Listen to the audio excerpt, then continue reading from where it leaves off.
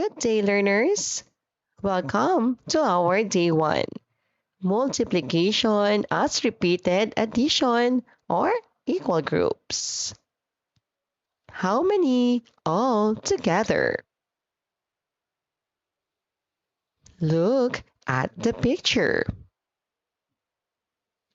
How many plates do you see?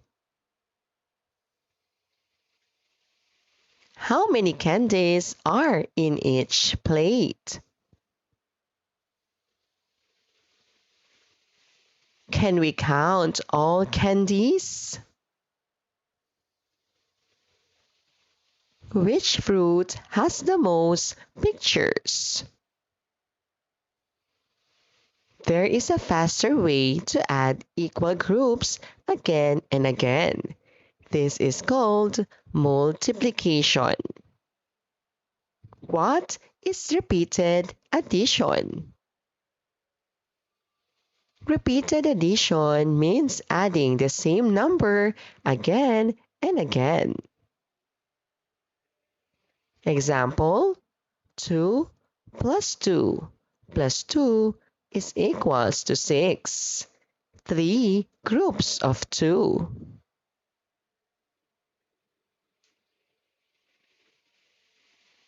What is multiplication? Multiplication is a shortcut for repeated addition. Example, 3 times 2 is equals to 6. 3 numbers of groups. 2 numbers in each group.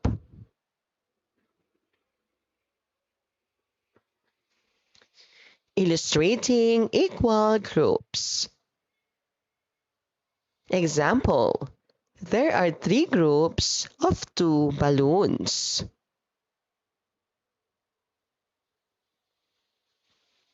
Repeated addition, 2 plus 2 plus 2. Multiplication sentence, 3 times 2. Leah's flower pots. Leah loves planting flowers. One morning, she prepared 4 pots and she placed 3 seeds in each pot.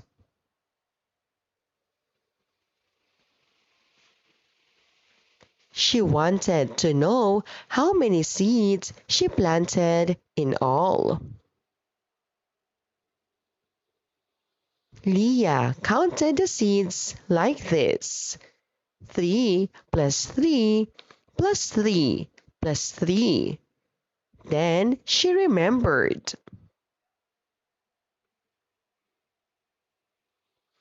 I can use multiplication. That's 4 groups of 3.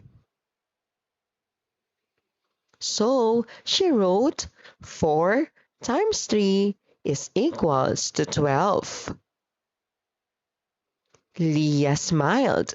She now knew she planted 12 seeds. How many pots did Leah use? How many seeds did she put in each pot? What repeated addition did Leah write? How many seeds did Leah plant in all? Multiplication is repeated addition. We use multiplication to add equal groups quickly. The first number tells how many groups. The second number tells how many in each group. Let's try this. Draw the equal groups based on the sentence and write repeated addition and multiplication sentence.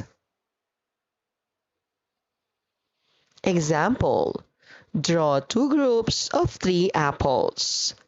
Repeated addition, 3 plus 3. Multiplication, 2 times 3.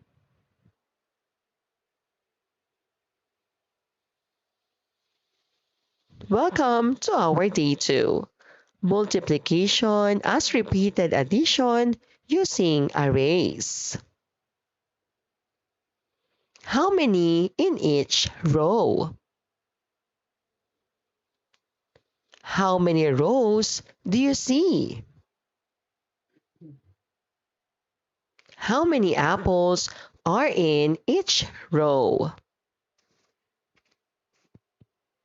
Is there a faster way to count them? When objects are arranged in rows and columns, it is called an array. And we can use arrays to understand multiplication.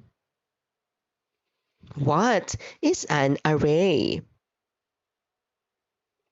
An array is a way of showing objects in rows and columns. Example. In this picture, we have 2 rows and we have 3 columns. Arrays show equal groups. Each row has the same number. Each column has the same number.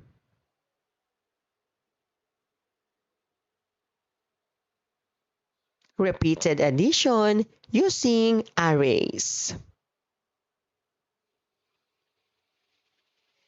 Row view. We have 2 rows. 3 plus 3 is equals to 6. 2 rows of 3. Column view. 2 plus 2 plus 2 is equals to 6. 3 columns of 2. Multiplication sentence.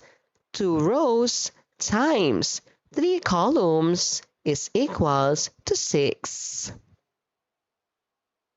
Lito's garden rose.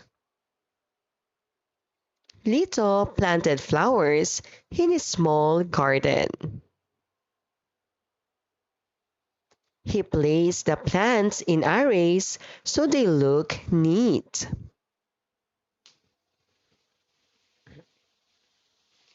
He planted 3 rows of 4 flowers each. Lito wanted to count all his flowers. He thought 4 plus 4 plus 4 is equals to 12. That's repeated addition. Then he remembered his math lesson. Arrays help me multiply. So he wrote 3 times 4 is equals to 12. Lito smiled at his beautiful garden filled with 12 flowers. How many rows did Lito plant? How many flowers per row? What repeated addition did Lito write? What multiplication sentence did he use? How many flowers were in Lito's garden? An array shows objects in rows and columns. Arrays helps us understand repeated addition. Rows, first number in multiplication. Columns, second number in multiplication.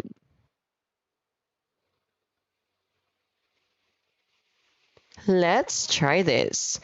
Draw the array, write the repeated addition, and write the multiplication sentence. Example, 2 rows of 3 strawberries. Repeated addition, 2 plus 2 plus 2. Multiplication sentence, 2 times 3. Welcome to our day 3. Multiplication as repeated addition by counting in multiples. Skip count with me. Let's count by twos. 2, 4, 6, 8, 10. Let's count by fives. 5, 10, 15, 20. Let's count by tens. 10, 20, 30, 40. What did you notice? Do we add the same number again and again? Did skip counting help us count faster? Skip counting helps us understand multiplication because it is repeated addition. What is repeated addition? Repeated addition means adding the same number again and again to find the total. Example, 3 plus 3 plus 3 plus 3 is equals to 12. This is adding 3 4 times. Counting in multiples. When we skip count, we count in multiples. Multiples of 3. 3, 6, 9, 12. Multiples of 6. 6, 12, 18, 24. Multiples of 8. 8, 16, 24, 32. Skip counting is equals to repeated addition. Example, counting by fours. 4, 8, 12, 16. This is the same as 4 plus 4 plus 4 plus 4 is equals to 16. Repeated addition becomes multiplication. If you add 4 times, 4 plus 4 plus 4 plus 4 is equals to 16. We multiply 4 times 4 is equals to 16. Skip counting helps us multiply. Repeated addition is multiplication. Multiples let us count faster and easier. Let's try this. Choose the letter of the correct answer. Skip count by threes. 3, 6, 9, blank. What is the repeated addition of 4 times 3? 5 plus 5 plus 5 is equals to blank times 5. Which skip counting pattern shows adding 2 repeatedly? 3 groups of 4 is?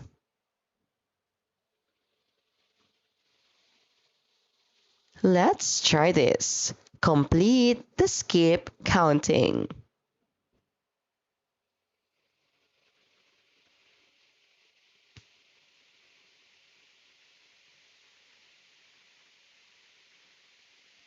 Welcome to our day 4. Multiplication as repeated addition using equal jumps on a number line. Jump, jump, jump. If the rabbit jumps 3 steps each time, how far will it go after 2 jumps? Let's count together. First jump lands on 3. Second jump lands on 6. Each jump shows equal steps, and doing many jumps is repeated addition. This is also how multiplication works.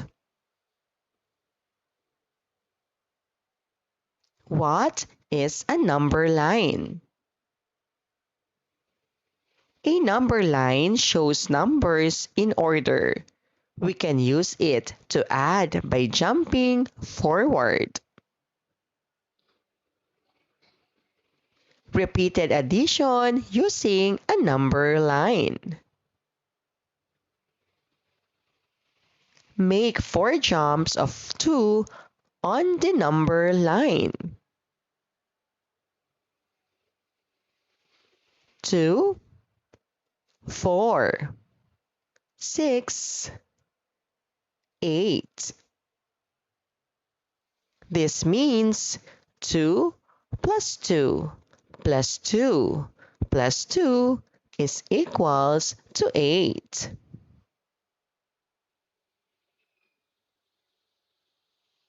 4 jumps of 2 is equals to 8. So 4 times 2 is equals to 8. Tina's frog friends. Tina visited a pond. She saw frogs practicing their jumping skills. The first frog made 3 equal jumps of 2 spaces on a number line drawn on the ground.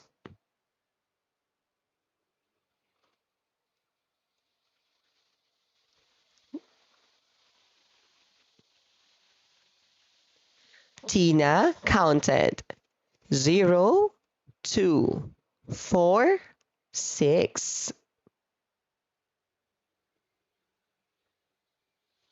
The next frog made 3 equal jumps of 3 spaces.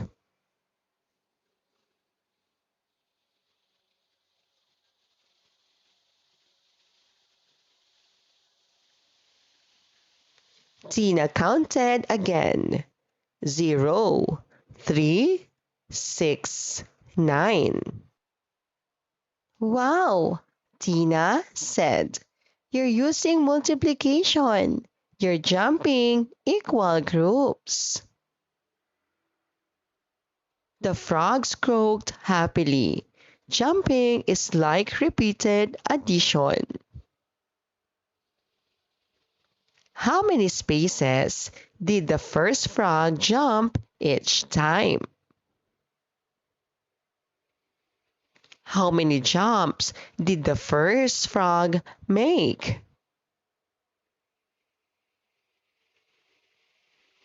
What was the total landing number of the first frog? How many jumps did the second frog make? What did Tina learn from watching the frogs?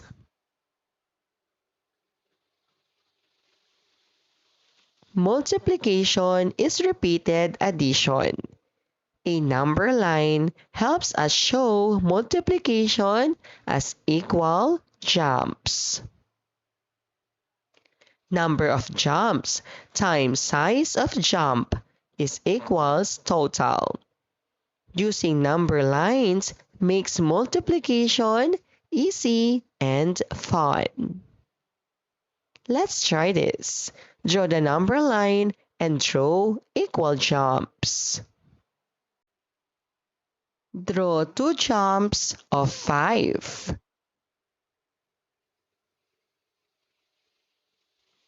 Draw 4 jumps of 2.